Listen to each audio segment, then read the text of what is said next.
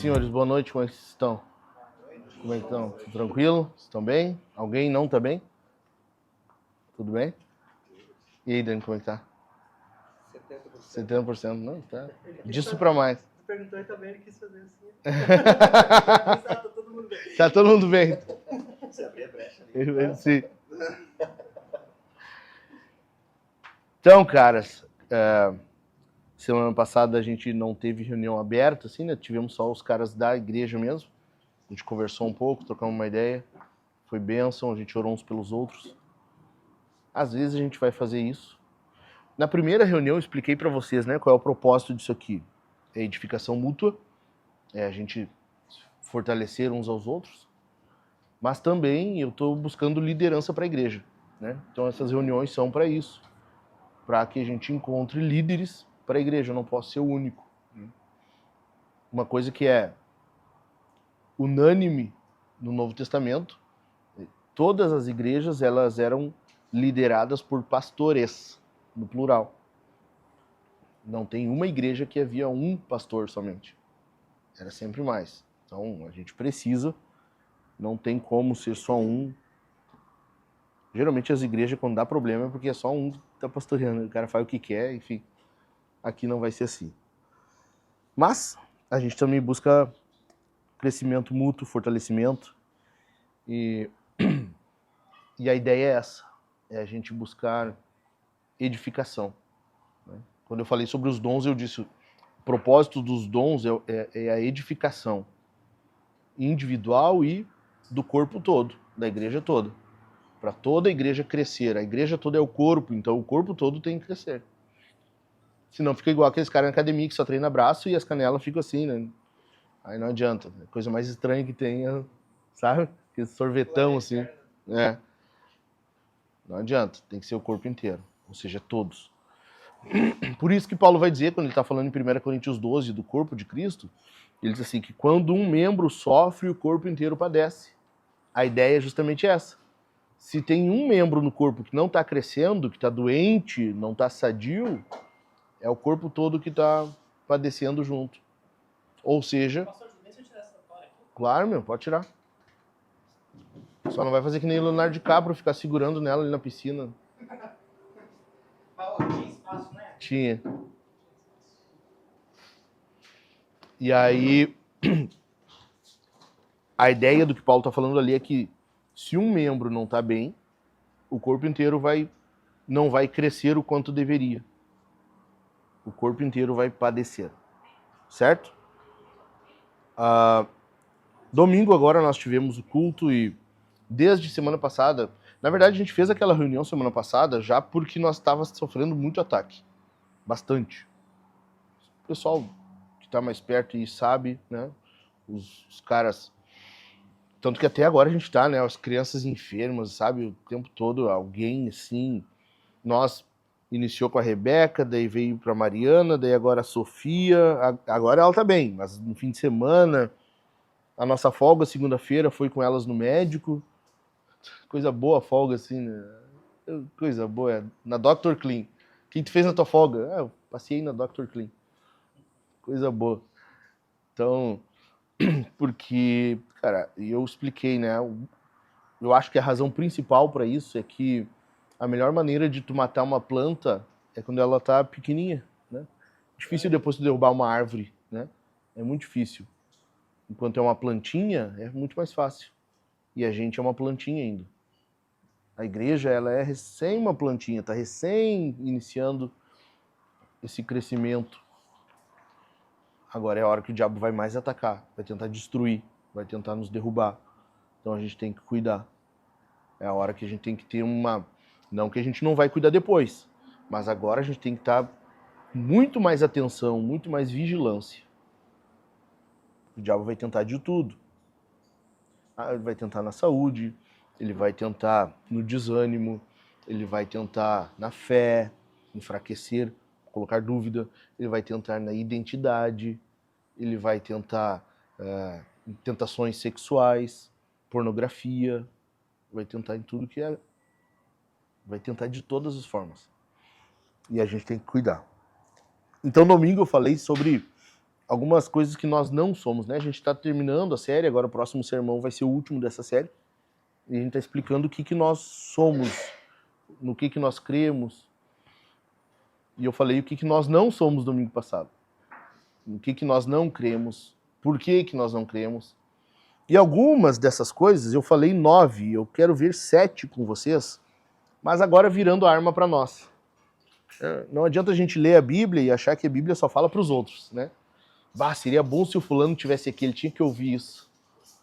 Bah, o fulaninho tinha que estar aqui, era para ele isso aí. Não, é para nós. Tu tem que ler a Bíblia sempre voltando para ti. Então, quando tu lê aqueles fariseus, são chato, né? Aqueles caras incomodando Jesus lá. É que nem nós. A gente é exatamente assim. Assim, a gente tá lendo um livro de Números. E tu vê o povo de Israel no deserto, cara, dá uma raiva, né? Chega a irritar, né? Não, é surreal aquilo ali, né?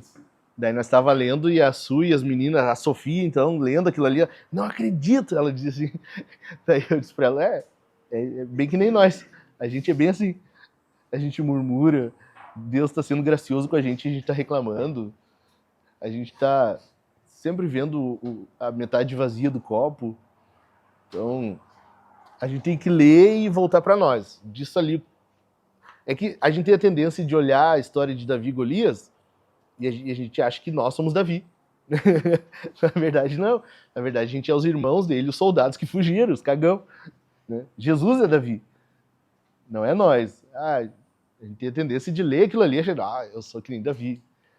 Quais são as minhas 5 pedrinhas? Então, não é bem assim. Jesus é Davi, ele que derrota o gigante.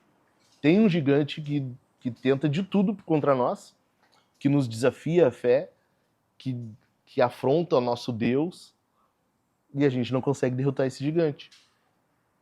A gente precisa de alguém que venha e faça isso. Então a gente é aqueles soldados lá, cagão, que deram no pé. Então eu quero fazer isso hoje, pegar esse sermão que a gente analisou domingo, que a gente conversou, e voltar um pouquinho contra nós. Pegar essa arma agora e virar para nós um pouquinho. Bora? Primeira coisa, eu falei que nós não somos adeptos da teologia liberal. Vocês lembram? Vocês lembram o que é teologia liberal? Alguém lembra aí, mais ou menos? Fala. Ela basicamente nega que os milagres aconteceram, que a palavra de Deus ela é verdadeira, que na verdade ela tem erros, não é bem assim, coisas naquela época, e ela precisa ser revista, né, contextualizada, atualizada. Isso. A teologia liberal, ela é, na teologia, a consequência do racionalismo, que é a ideia de que se a tua razão não explica, então não é verdadeiro. Por isso eles vão negar que a Bíblia é a palavra de Deus, vão dizer que ela possui, que ela se torna a palavra de Deus quando tu crê nela. Eles vão dizer que não é a palavra de Deus. Alguns vão desacreditar dos milagres, do sobrenatural. Então, para muitos teólogos liberais hoje, não existe demônios, anjos, não existe mundo espiritual. Isso tudo são alegorias que a Bíblia usa para nos ensinar alguma lição. Ou seja, nega totalmente o ensino bíblico. Né? A começar, eu não falei isso no culto, mas, por exemplo, eu tenho um livro ali em casa, inclusive, que fala isso. O relato de Adão e Eva no jardim, para a teologia liberal, é um relato mitológico, ele é só uma alegoria. Não é real aquilo ali. Foi só para nos ensinar uma lição de como existem coisas erradas no mundo, para a gente entender que como as coisas dão errado, sabe? Enfim, as maiores balelas. O que não faz sentido, né? Porque os evangelhos vão levar a genealogia de Jesus na ascendência até Adão. Então, se Adão não é real, se Adão era só um personagem alegórico, em que momento deixou de ser e começou a genealogia de fato? Né? Então, é ridículo de tão ridículo que é. É que nem diz o Chaves, o senhor não é mais burro porque não é mais burro. Assim é a teologia liberal.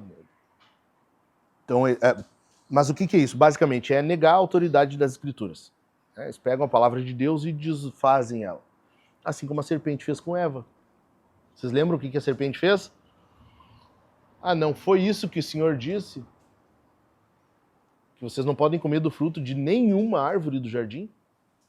Não era isso, né? Jesus falou que não podia comer do fruto de uma árvore.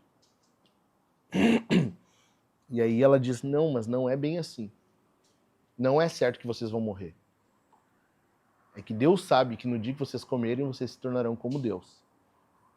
O que a serpente está fazendo? Ela está pegando a palavra de Deus e dizendo, não, não é bem assim. Distorcendo. É isso que a teologia liberal faz. Distorce. Não é bem assim. Ah, quando a Bíblia fala de milagres ali, é só para a gente ter uma esperança com relação à vida. Jesus não ressuscitou, é só para a gente ter uma lição. Jesus morreu, mas ele não morreu pelos nossos pecados, ele só foi um bom exemplo para nós. Distorce totalmente, sabe? Não, Jesus morreu pelos nossos pecados, para nos justificar diante de Deus, para fazer com que diante de Deus nós consigamos chegar e não ser mortos imediatamente. Porque se não fosse isso, nós já estaríamos mortos. E não só isso, não só a morte física, mas a morte espiritual, é afastamento de Deus. É a única presença de Deus, é a ira. Então, por exemplo, o inferno, não é que Deus não está presente no inferno, Deus está. Muitos acham que o inferno é a ausência de Deus, né? O inferno é inferno porque Deus não está presente. Não, Deus está. Deus está presente no inferno. Só que ele está presente com ira. O que é muito pior. O que é muito pior. Tanto que Apocalipse vai dizer, livrai-nos da ira do Cordeiro. Então, o inferno tem a presença de Deus. É isso que estava destinado a nós. Agora, será que a gente não distorce a palavra de Deus também? Será que não?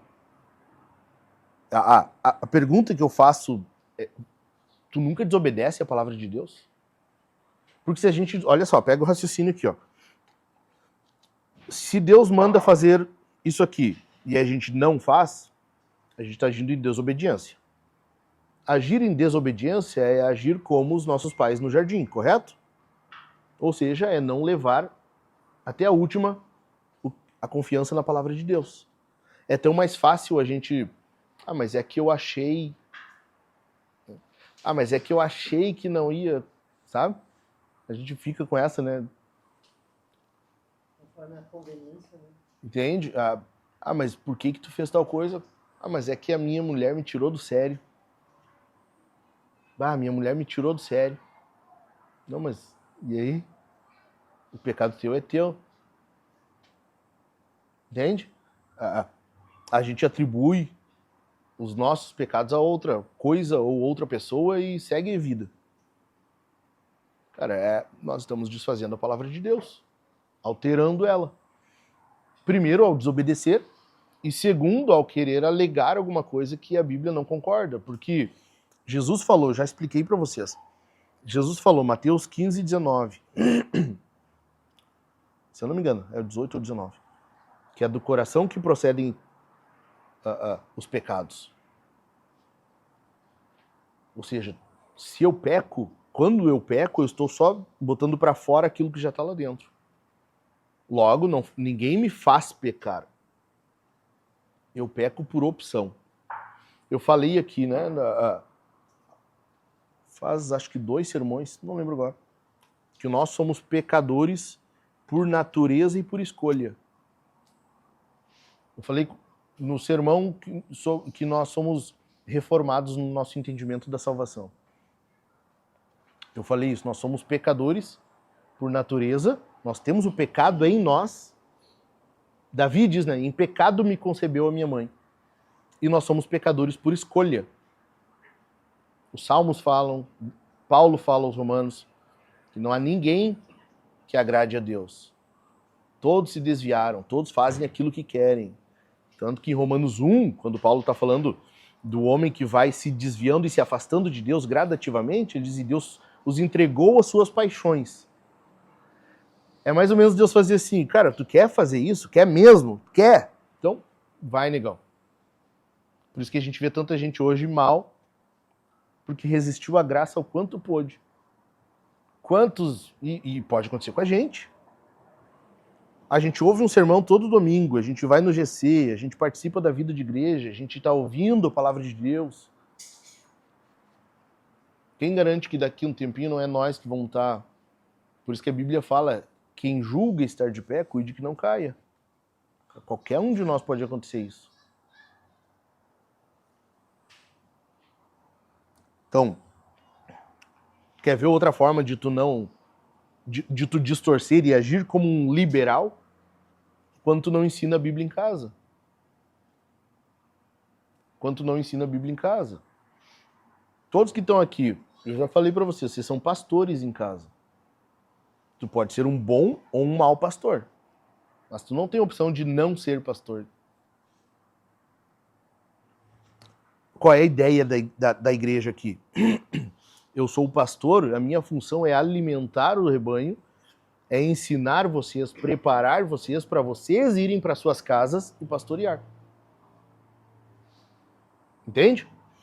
Deu qualquer coisa, cara, eu vou na casa de vocês, a gente vai conversar, eu vou pastorear vocês, a família de vocês, é óbvio que sim, a minha função é essa. Mas, primariamente, a função do pastoreio em casa é do homem, é do pai, é do marido. Então, se isso não acontece, vocês estão desobedecendo a Escritura. Estão desfazendo o que a Bíblia diz. Entende? Quando que tu age dessa forma e não te dá conta, tu tá agindo como um liberal.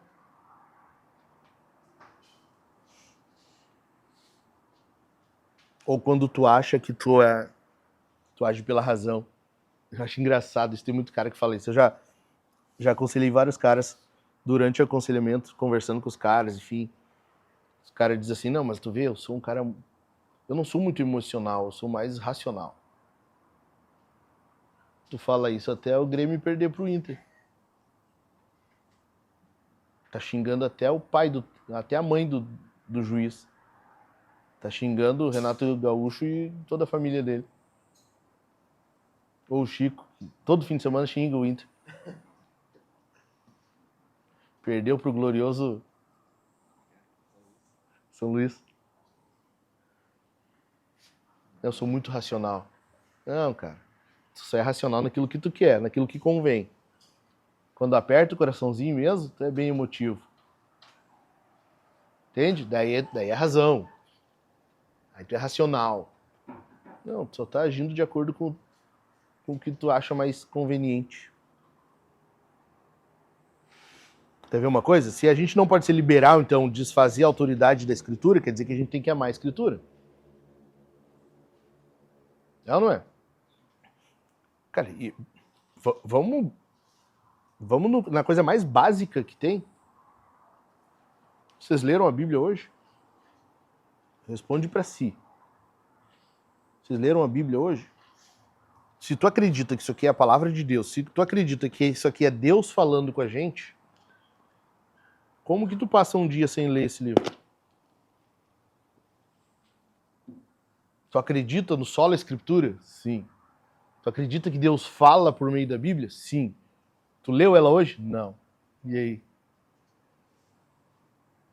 Não existe cristão que não leia a Bíblia. Ah, pastor, existe, eu sou um... Não, só não é cristão, não está agindo como um.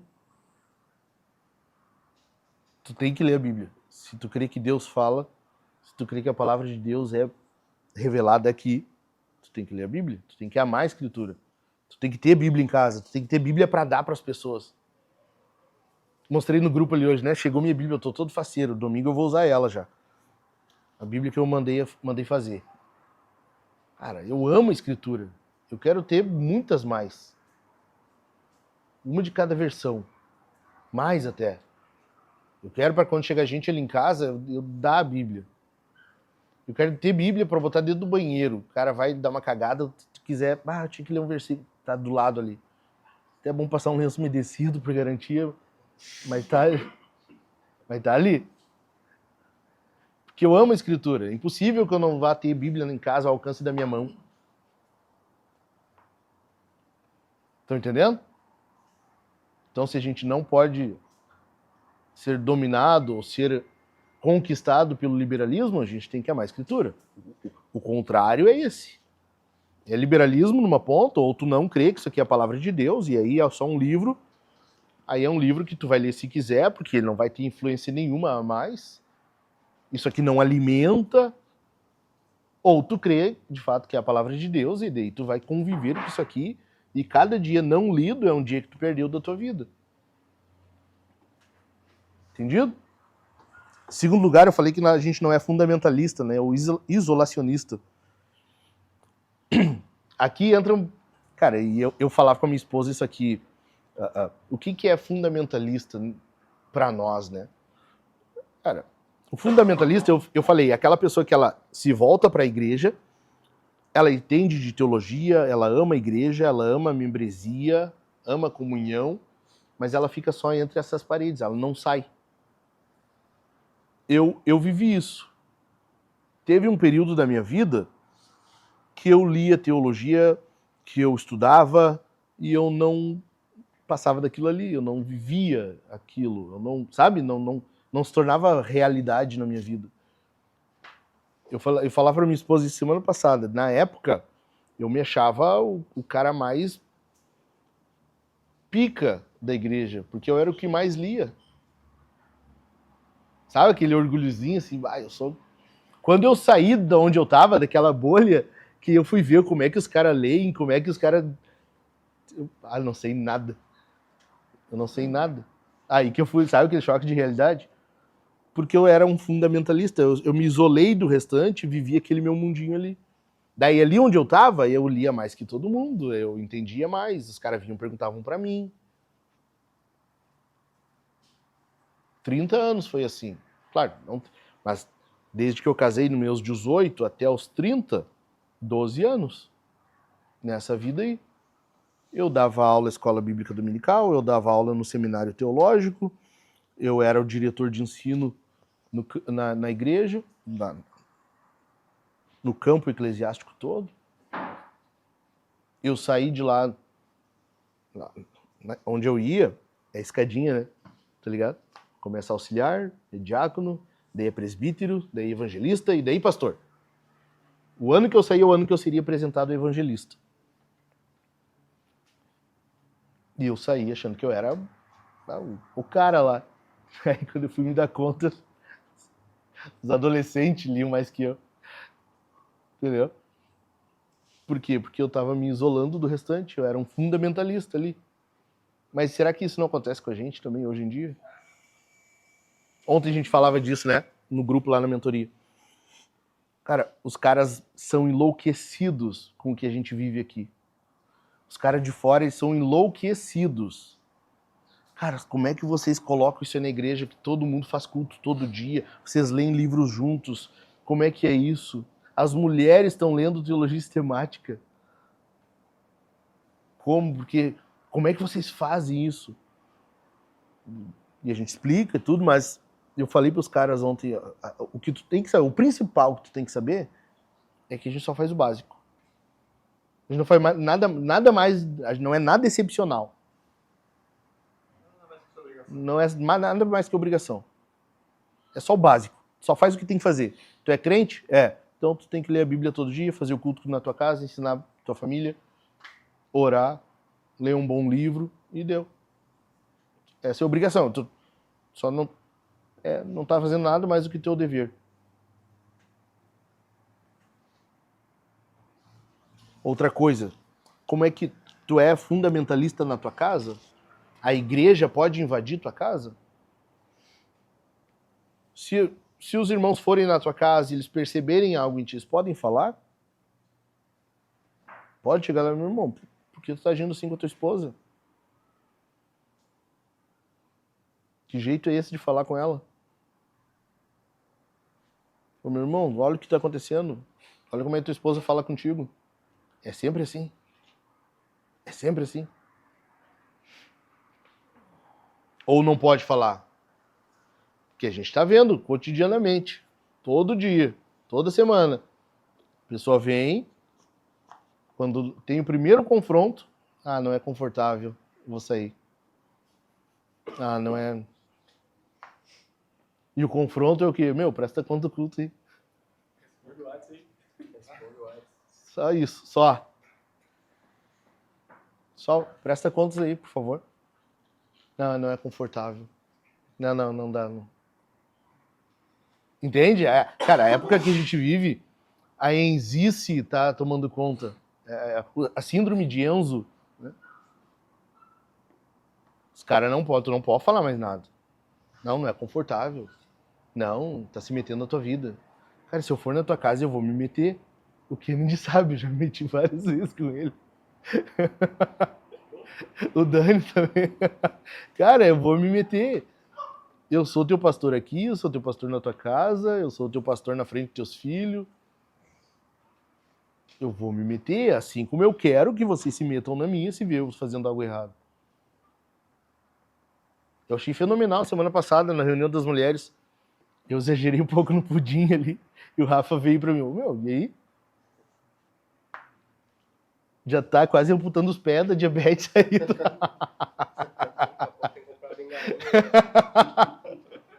Cara, é isso. Entendeu? Daí, eu vou sair da igreja. Não, pra mim não dá. Eu não vou pastorear essa igreja. Pra mim ficou desconfortável. Entendeu? Corri esse risco. Já pensou? Não, pra mim não dá. É desconfortável, assim. Não. Eu não tô na igreja pra isso. A sociedade não aceita mais confronto. Não tem mais confronto. Tu confronta, é ridículo, porque a mentalidade se tornou o quê? Se tu me ama, tu me aceita como eu sou. Entendeu? Se tu me ama, tu me aceita como eu sou. Eu não mudo mais. Só que quem não muda é Deus. A Bíblia diz que Deus é o mesmo ontem, hoje e assim eternamente. Tu entende como a pessoa está se colocando no lugar de Deus? Tu entendeu? A cosmovisão está fazendo isso, está se endeusando, a pessoa está se endeusando. Não, eu não mudo mais, eu sou assim. Cara, pouco tempo atrás, faz um ano mais ou menos. A gente mandou, o Jack e eu, nós mandamos, quase que na mesma hora, assim, a gente mandou um pro outro. Um casal, era casado há 19 anos.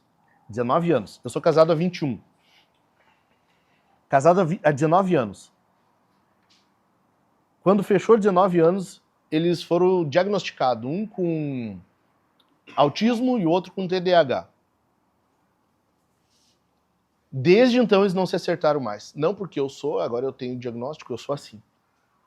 Daí eles não se acertaram mais, um não cedia mais pro outro. 19 anos.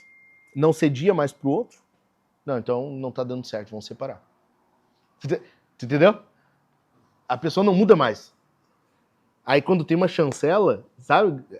Tem uma confirmação da autoridade que ela escolhe, no caso a psicologia, ou o Estado, às vezes vai ser o teu ídolo, teu influencer, depende. Quando tu tem aquilo ali, daí tu te firma nisso. Ah, não, é isso mesmo, eu sou assim. Mas quando que a palavra de Deus é autoridade para nós? Quando que tu permite daí um irmão seguir o que a Bíblia diz e te confrontar? A gente teve caso semana passada aqui, vocês sabem disso.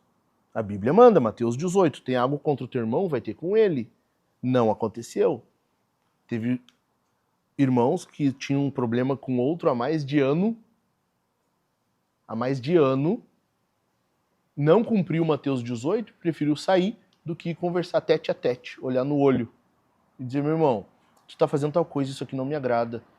Vamos ver se quem tá errado é eu ou é tu. O que a Bíblia fala sobre isso aqui?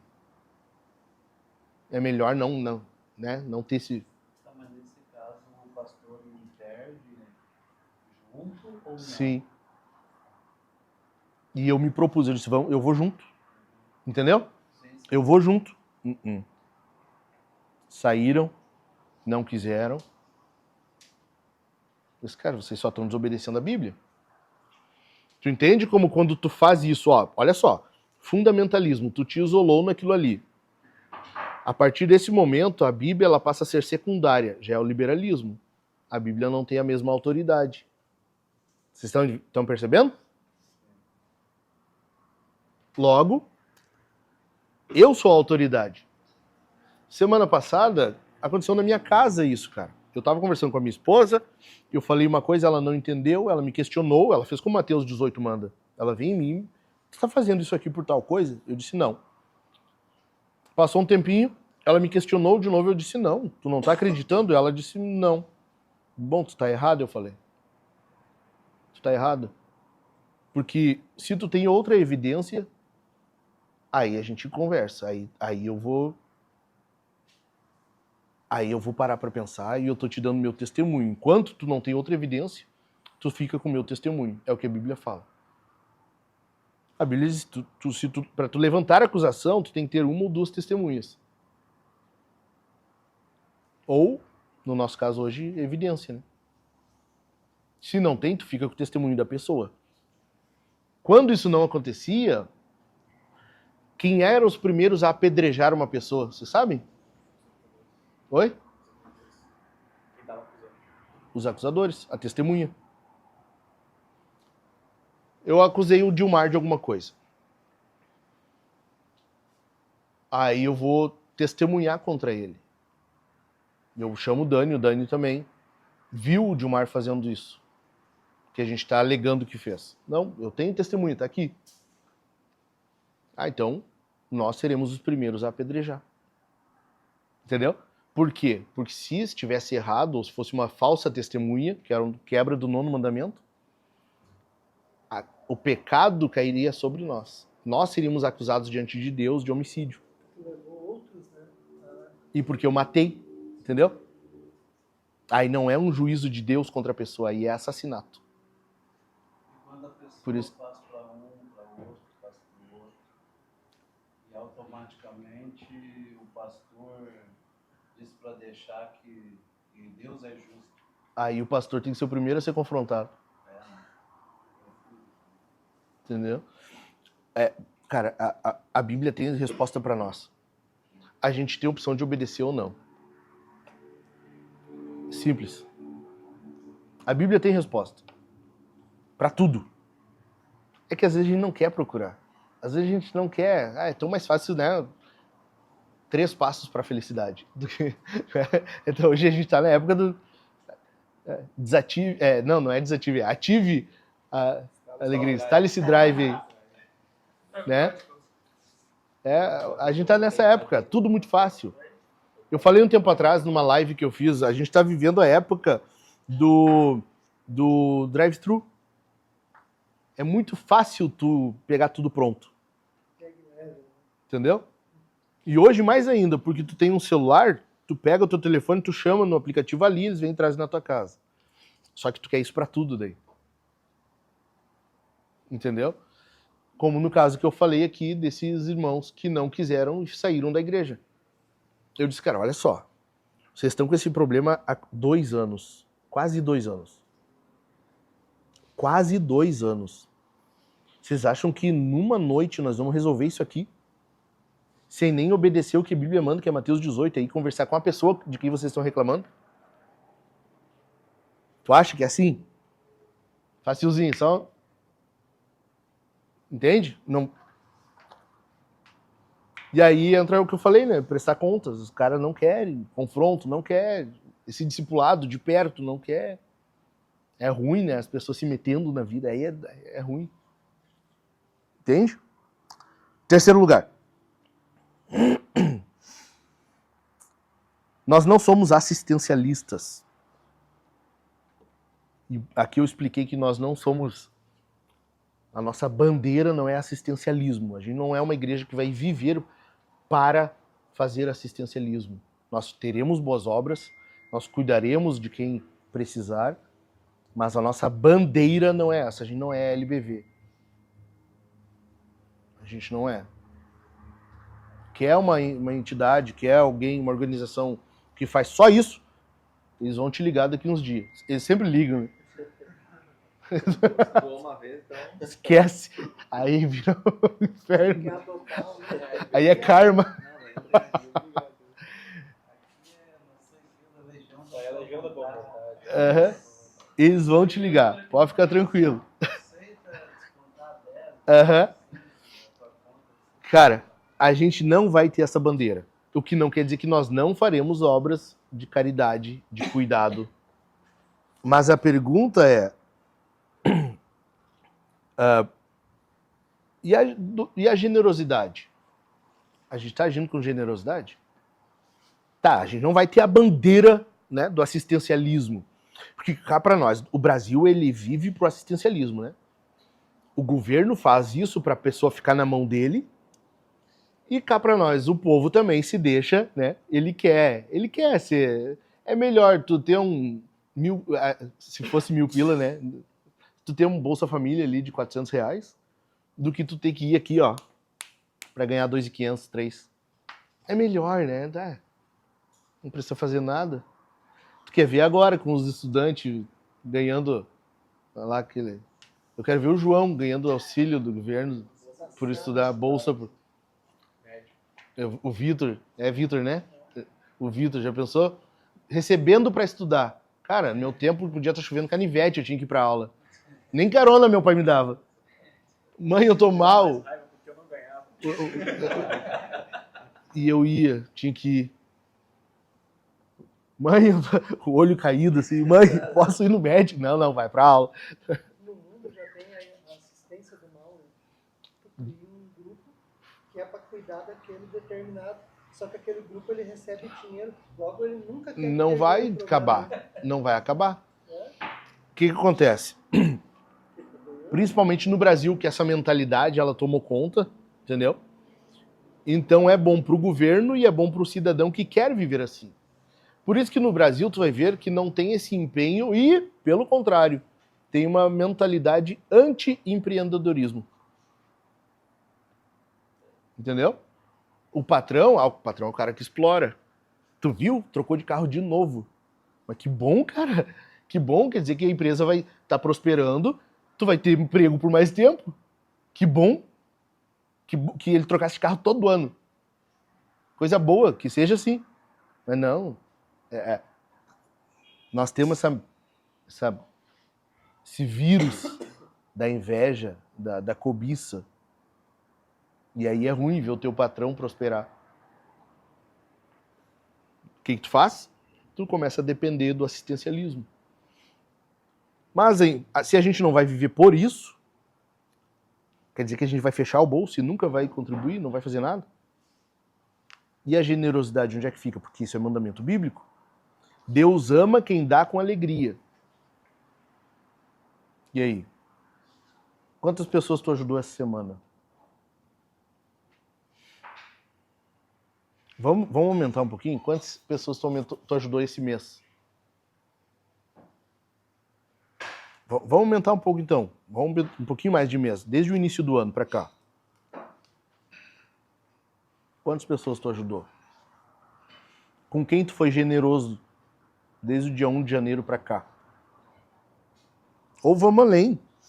A doação tem sido ensinada, a generosidade tem sido ensinada na tua casa? Teus filhos têm visto isso? Ou quando tu dá, tu não mostra, tu não... Porque a Bíblia diz que o que a mão direita faz, a esquerda não sabe, né? É o que isso? É tu levantar fogos de artifício para ti, sabe? É chamar atenção. Agora, o ensino, o exemplo tem que haver. Teus filhos têm que ver tu sendo generoso. Tu contribuindo, ajudando, cuidando. Estão entendendo? A gente precisa ter uma cultura de generosidade. Certo? Cara, e nós somos homens. Nós somos homens. A humanidade sempre foi assim. O homem é quem provê. O homem é quem provê. O homem é que dita o ritmo. É a gente que tem que fazer isso.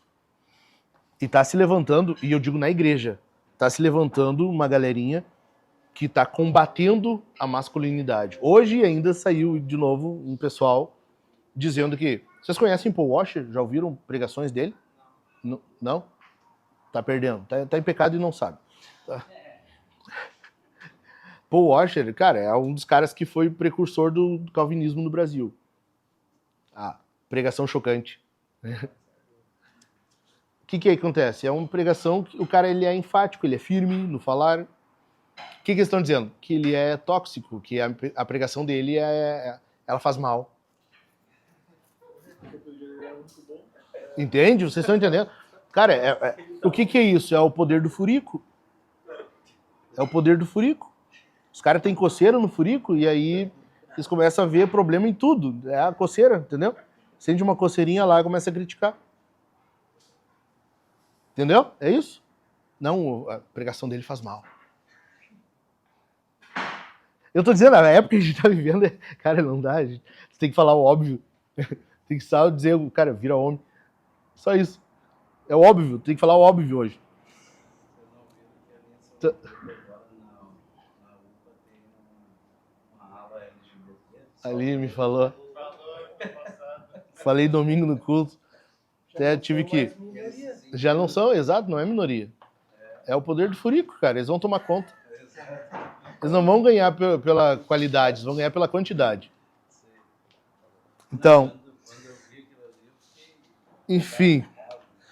Mas agora, cabe a nós estabelecer o ritmo. A gente cria cultura. A generosidade é uma delas. A gente vai criar essa cultura. Nós temos que criar essa cultura. Entre nós, para as nossas famílias, nossos filhos têm que ver isso acontecendo. Para aqueles que chegarem, quando chegarem, verem como é que a coisa funciona e entrarem no ritmo. Entendido? Quarto lugar. Eu falei que nós não somos hipercalvinistas, né? A gente não é hipercalvinista. A gente não crê que o eleito vai ser salvo e a gente não precisa fazer nada para isso. A gente não precisa evangelizar, não precisa orar por eles, não precisa fazer nada. A gente não crê nisso. Tá? Isso é eu ia dizer diabólico, mas eu vou dizer igual, é diabólico. Entendeu? Isso mata a missão na igreja. Agora, se a gente não é hipercalvinista, quando que a gente faz missão? Isso mesmo. E aí, vocês têm feito? Falou de Jesus para quantos essa semana? E uma coisa que tem me perturbado, cara, eu tô desde semana passada pensando e orando sobre isso, eu vou ter que fazer alguma coisa, começar a sair mais de casa, e o problema é que com a igreja aqui, até isso é ruim, quando a gente for para um prédio, aí pelo menos eu vou na semana lá, dar uma olhada no prédio, trabalhar, fazer alguma coisa, aí no caminho eu acho as pessoas para falar de Jesus, porque eu fico só em casa e tu quase não sai. Isso tem me incomodado. Sabe o que é tu viver perturbado? Por quê? Os demônios? Não, só porque eu não tenho falado de Jesus. Eu quero falar mais, eu quero convidar as pessoas para vir na igreja, eu quero convidar as pessoas para vir na minha casa. Entende? Conviver mais fora e eu não tenho feito quase. Isso me incomoda. E vocês? Ou quando a gente for pro prédio, eu falei do prédio, né? A gente está tentando a todo custo alugar um prédio. Não tem que fazer mais culto na garagem. E quando a gente for, a gente vai ficar só esperando que os eleitos venham, igual o hipercalvinista? Ou a gente vai convidar as pessoas e vamos...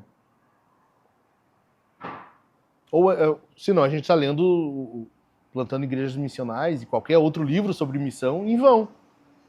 Em vão. Se a gente não colocar aquilo ali em prática, né? Se a gente não viver aquilo ali. A gente está lendo entre os caras livros sobre plantação de igreja.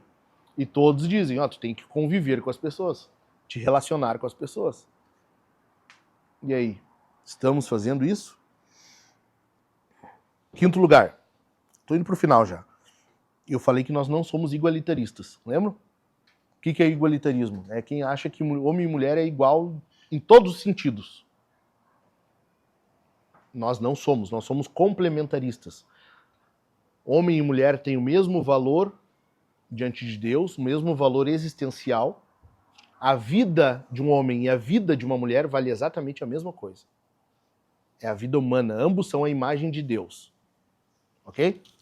No entanto, em termos de responsabilidade, de papéis, homem e mulher são diferentes. Homem e mulher são diferentes. Só que dizer que a gente não é igualitarista não basta. Como é que é a nossa liderança em casa? Quando tu pensa que tu é o líder na tua casa, eu falei antes que cada um é o pastor na sua casa, né? Se tu lidera a tua casa, quando tu pensa nisso, é só uma alegria, assim, que bom que eu que sou o líder. Ou isso dá um temor? Cara, deveria. Porque o líder na casa, lá no jardim, era Adão. Quando Deus vem ao jardim, Deus chama quem? Adão.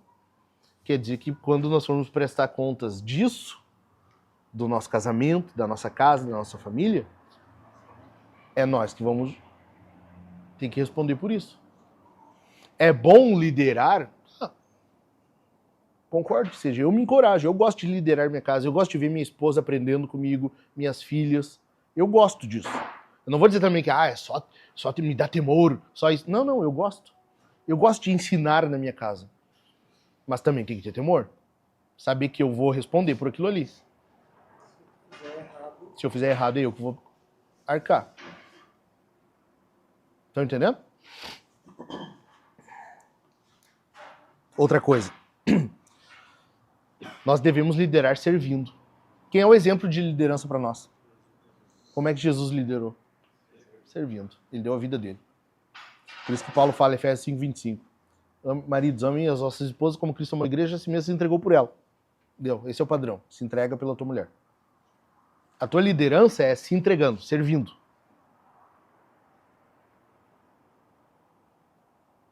Ok? Te desgastando por ela, pelos filhos. Geralmente eu falo, né? O homem, ele dá a vida de duas formas. A primeira, e que é a mais difícil de acontecer, é tu te jogar na frente de um tiro pela tua mulher. É a tua mulher ir levar uma facada e tu se jogar na frente. A função é tu tem que fazer, sabe, né? Não é só uma metáfora, é literal. Tu não vai, né? Senão a mulher vai levar uma facada, tu te joga mesmo. Entendeu? Mas nem, cara, estatisticamente falando, para isso acontecer é bem improvável. A segunda forma, então, é qual? Tu te gastar todos os dias. É tu te entregar para tua esposa se gastando por ela todos os dias. Trabalhando, provendo, cuidando, protegendo, liderando, ensinando. Todos os dias. Tu tem que ficar cansado. Tu tem que cansar, ir deitar e...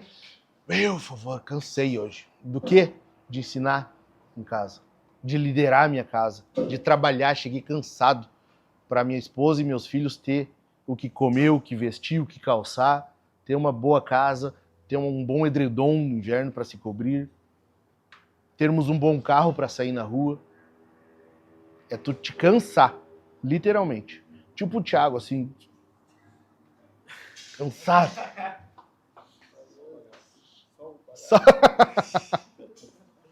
Só o corpo, mais aqui. Esse é o Thiago Bey. Imagina mal. Tô brincando já. É que é a cara dele mesmo. Não vai melhorar. Não vai melhorar. É azar da Kelly. Agora não tem o que fazer. Só a capa da gaita. Então, a gente lidera servindo. Certo? Sexto lugar, penúltimo, nós não somos nacionalistas, eu falei, né? A gente não vive apenas por um Brasil melhor. A gente quer? Quer, óbvio. Mas a nossa luta mesmo não é essa. Também, mas não é só. A gente quer um Brasil melhor? É óbvio. A gente quer só isso? Jamais. Jamais. É por eu ser cidadão do reino que eu quero que onde eu vivo, a nação em que eu vivo, seja melhor. Mas primeiramente porque eu sou um cidadão do reino. Eu tenho uma cidadania. Eu sou um cidadão do céu. E é por isso que eu vou lutar para que o Brasil seja um país melhor.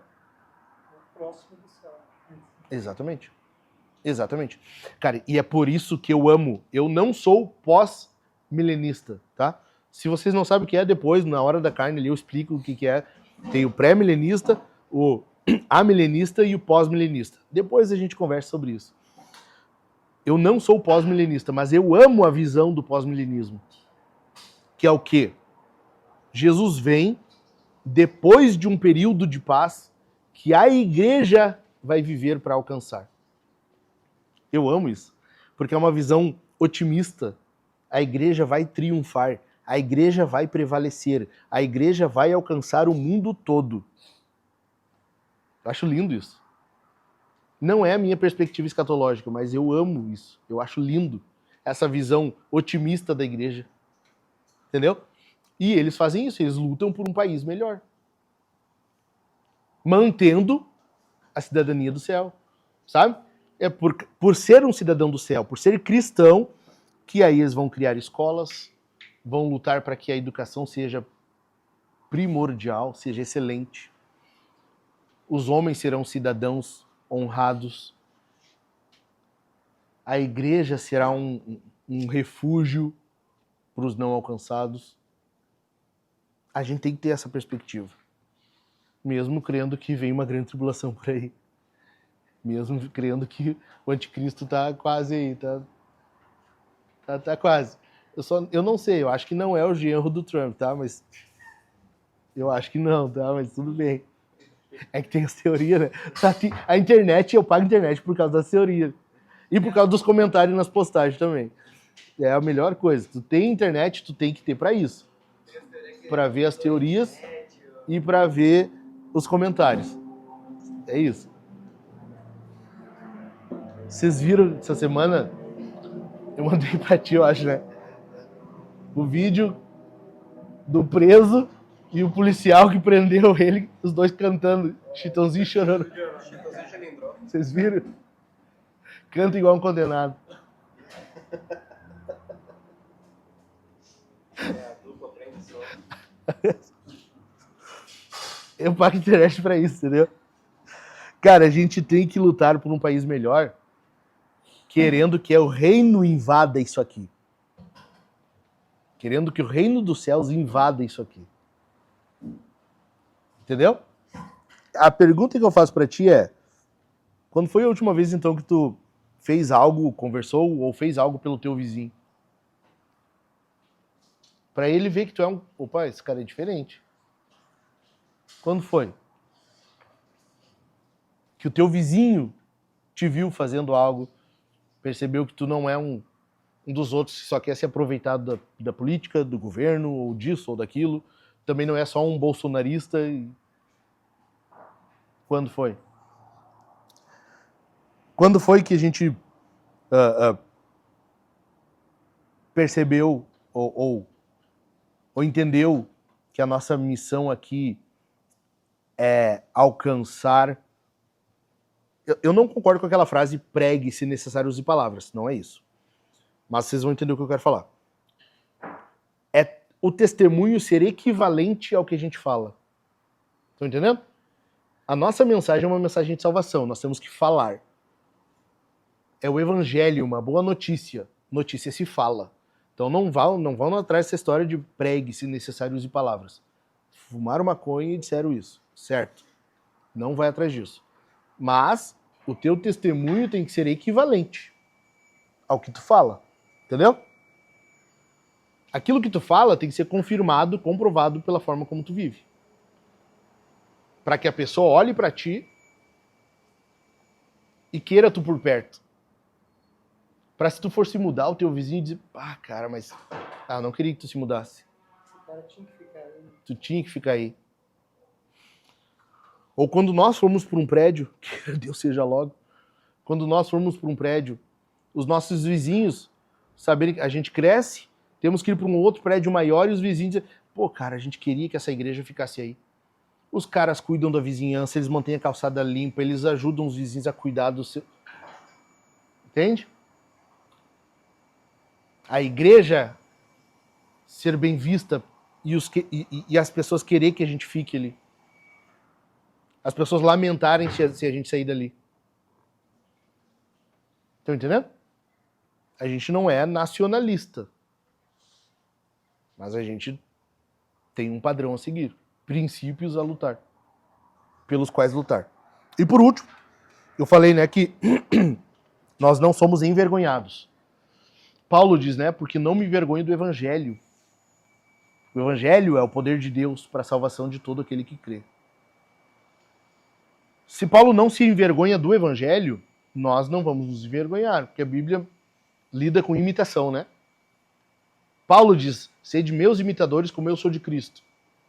Paulo vai dizer aos filipenses, Paulo fala a Timóteo, Paulo fala para todo mundo. Para os coríntios, ele vai dizer, me imita, me imita. Cara, a gente vai lidar com imitação. A minha luta aqui como pastor de vocês é essa. É eu imitar Jesus e vocês me imitarem e nós seguirmos imitações. E naquilo que eu não for um bom padrão para ser imitado, que eu imite vocês. Estão entendendo? Que eu veja alguém melhor do que eu naquilo ali e imite. A Bíblia ela não é contra a pirataria, tô brincando. A imitação na Bíblia pode. Mas a imitação entre nós, pessoal, tá? Não vai no não vai lá no Pirate Bay, não sabe? Que nem fizeram para inteligência artificial, né? Tu viu? Quais sites para baixar filmes gratuitos, não sei o que, a inteligência artificial. A pirataria é proibida no Brasil, não sei o que. Daí o cara, que bom, eu não sabia. Me diga quais sites eu devo evitar, então. Ela deu a lista de todos os sites que tu pode baixar. O brasileiro vai ser estudado ainda. O brasileiro vai ser estudado. Me diga, então, quais sites tem filmes piratas e que eu devo evitar. O brasileiro ganha, meu, não tem? O brasileiro ganha, não adianta. A inteligência artificial nunca vai ganhar do brasileiro. O brasileiro é a cobra do jardim. Não, o brasileiro, ele manipula o que quiser. Eu mandei hoje pros caras um baterista tocando. Tu te mandei, né? Não, viu? Um baterista tocando. Ele só tinha a caixa e um prato. E aí, o que ele fez? Ele botou o aplicativo de bateria no celular, ligou o celular na mesa e usou o bumbo batendo com o dedão no celular.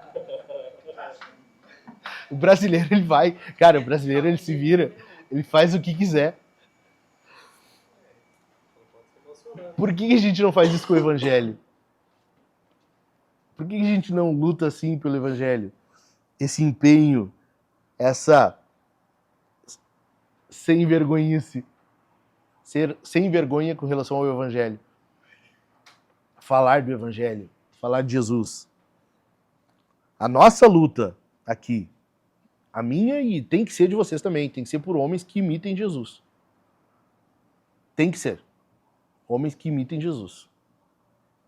Nós precisamos para isso do poder do Espírito Santo. Sozinho a gente não consegue. Para isso, para imitar Jesus, o que precisa? Se empenhar? Também. Precisa o quê? Estudar? É bom.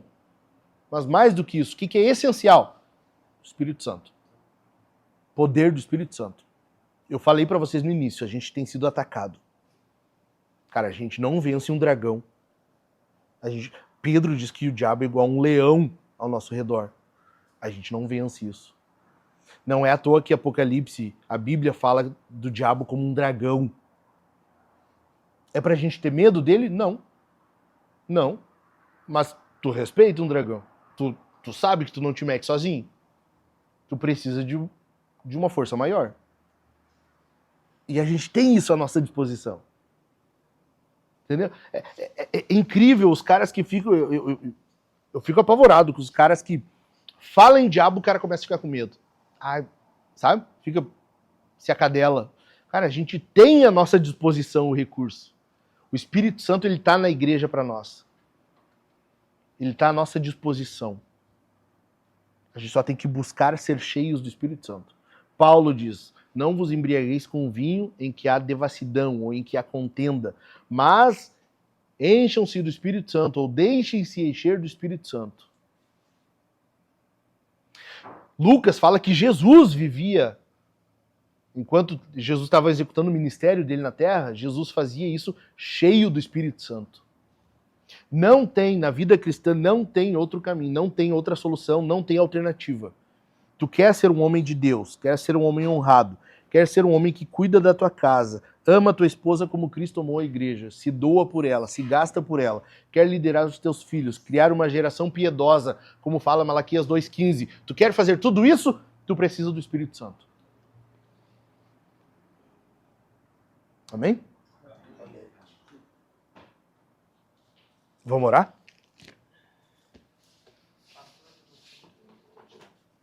Lembra que no último GC eu tinha pedido pra ter um ponto de evangelismo e tal? Lembro.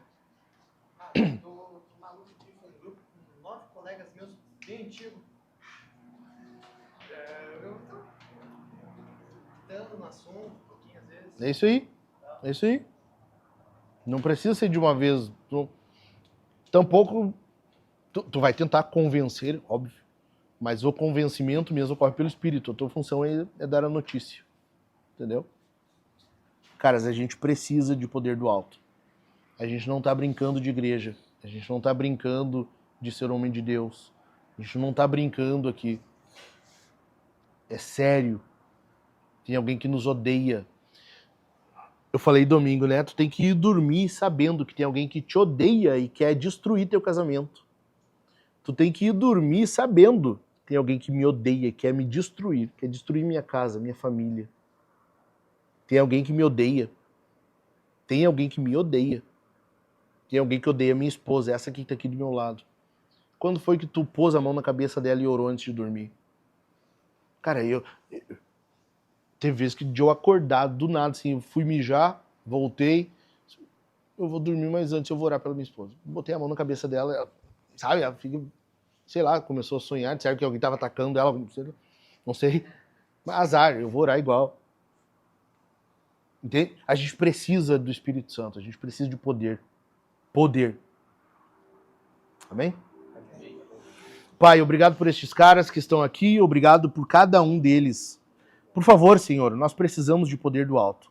Para que nós sejamos caras assim, caras que considerem, que amem a tua palavra, que de fato considerem ela como tua palavra. Não só que a Bíblia contém tua palavra, mas que ela é a tua palavra, que tu fala conosco por este livro, que tu nos usa, Senhor, para conviver com as pessoas, para fazer missão, para liderar nossas casas, amar as nossas esposas como Cristo amou a igreja e agora é o nosso padrão, para que nós venhamos liderar nossos filhos e não criá-los de qualquer maneira, mas criar nossos filhos de acordo com a tua palavra, que é de acordo com a disciplina e a admoestação do Senhor, que nós possamos fazer tudo isso, Senhor, cheios de poder, cheios do Espírito Santo, cheios de poder do alto. Derrama sobre nós a unção do teu Espírito Santo. Capacita-nos, Senhor, para essa vida comum, essa vida simples, mas que precisa ter a habitação, o enchimento do teu Espírito. Faz isso conosco, Pai. Em nome de Jesus eu te peço. Capacita cada um aqui. Capacita cada um, Senhor, para lutar contra os seus pecados, contra as suas tentações, contra tudo aquilo que vem para lhes derrubar, para lhes frustrar, para desanimar. Em nome de Jesus eu te peço, Senhor, repreenda o diabo. Eu te repreendo, diabo. Eu te repreendo, Satanás. Tu não tem poder sobre a vida destes homens. Nós somos propriedade de Deus. Nós pertencemos a Jesus Cristo. Nós temos uma missão a realizar. E contra a igreja, as portas do inferno não prevalecerão. Deus, derrama sobre cada um de nós aqui poder, Senhor, eu peço. Ajuda-nos a viver a nossa vida de acordo com o teu querer, uma vida que te agrada, uma vida que te glorifica. Em nome de Jesus eu te peço. Amém? Amém.